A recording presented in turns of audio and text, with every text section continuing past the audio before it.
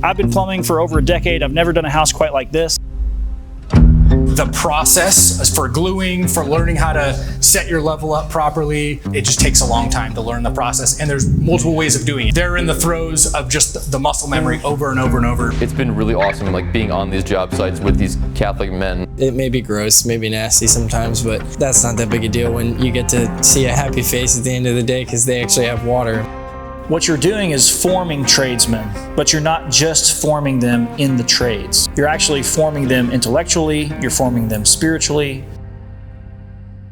So I'm Isaac Rhodes. I'm the plumbing master here at the College of St. Joseph. This is an interesting build because it's partially timber framed and partially conventional frame. I'm going to walk you through the house and show you what we plan to do in the next few days. Okay, we've got front of the house over here, back of the house over here. We've got our second floor bathroom that's going to come down in behind you, and we're going to bring it over up inside of the floor joists. So we'll run our main drain from this bathroom and the kitchen area over, and we'll actually tie into this stack. We've got our bathroom directly above this. And then we'll have the master bath over here. It will drop down through the floor. We'll run it closer to the outside wall, and we'll dodge this beam as we come and tie it into the stack. Some people with unfinished basements, they're just like, well, just throw it in. You know, you don't have to dodge anything, but you know, people like to use their unfinished basements eventually, most of the time. So we want to keep things tight to the ceiling. We want to keep it as accessible as possible. So today was a successful layout day. It's kind of slow going at first. We had some things to figure out, but all that's done now. Tomorrow we'll be back. We'll have all of the material on site, and we're going to start hanging pipe. My name is Danny Sweeney. I'm a sophomore at the College of St. Joseph Worker, and I am studying plumbing. It's interesting because people will say, you know, dirty, gross, whatever. I'm fine with all that, but it's a beautiful thing to give people water. My grandpa was a gas man. Immediate family, no, we didn't really have much trade influence. So when I heard about this program of being able to like use my hands, which is something that I was always loved doing, this kind of just felt like the perfect program for me. I wasn't really planning on going to college at all until I got the opportunity to apply at St. Joseph, and I took it. All of the experience that we're getting, you don't often get to just do every single part of the trade, and so having like the opportunity to do things that I probably never would have done has really broadened the scope of what I'm learning. Okay, you guys ready for downstairs? Yes. We're going to go from 145 to another 45. We need to first get this as close to that as possible. Our sanitary drain is below the I-beams, which means that we're in this concrete.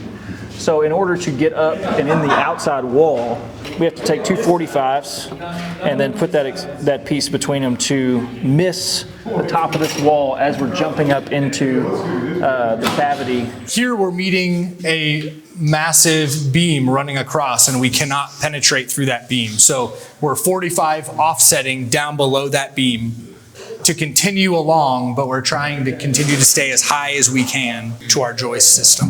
The process for gluing, for learning how to set your level up properly, for setting up the different systems we use for hanging pipe so that we don't eventually get a belly or an improper fall on a pipe. It just takes a long time to learn the process, and there's multiple ways of doing it. They're in the throes of just the muscle memory over and over and over, but they're picking it up well. It is going well. We did at least a whole week on PVC, putting it together. Little trick of the trade, whenever you're putting fittings close together, you know, you just line those lines up. And so we'll take a piece of pipe, lay it flat on the ground, put something flat and square next to it, and you can just draw a line all the way down the fitting. You're able to take that and use that same method, just lining up your lines without putting a level on it. It's pretty handy. So it's definitely been a transition for me.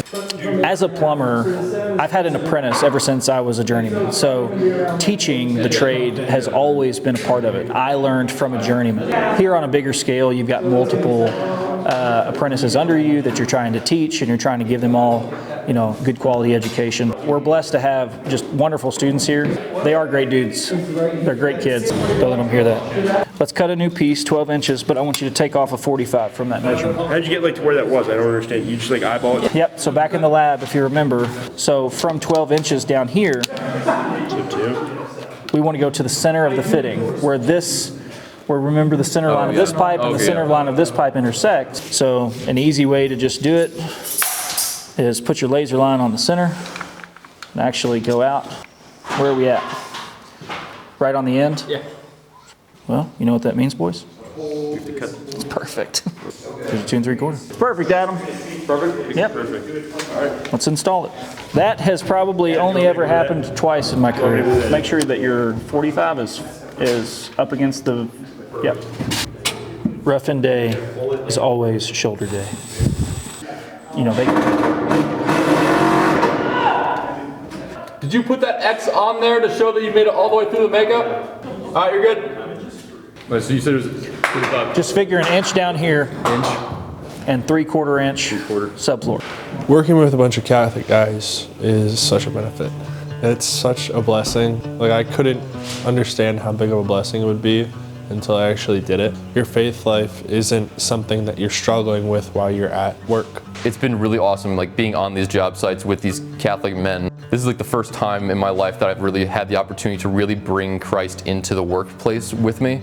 Whenever there's like a moment of downtime that we have on the jobs or at lunch or something that we're talking about some sort of theological topic. We're realizing how the world works, and I'm absolutely getting a fabulous education spiritually. College of St. Joseph the Worker is really unique in that what you're doing is forming tradesmen, but you're not just forming them in the trades. You're actually forming them intellectually, you're forming them spiritually. It's been such a blessing to see that there are young men who share our faith, who want to know these things. We get to pass on these skills for us to continue to build our society.